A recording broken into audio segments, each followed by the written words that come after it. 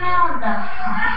גם לכם מדינת חיפה זה נחמד מאוד. המליצו על זה. עוד צריכים לסגור אתכם, לקחת לכם את הרישיון, לבדוק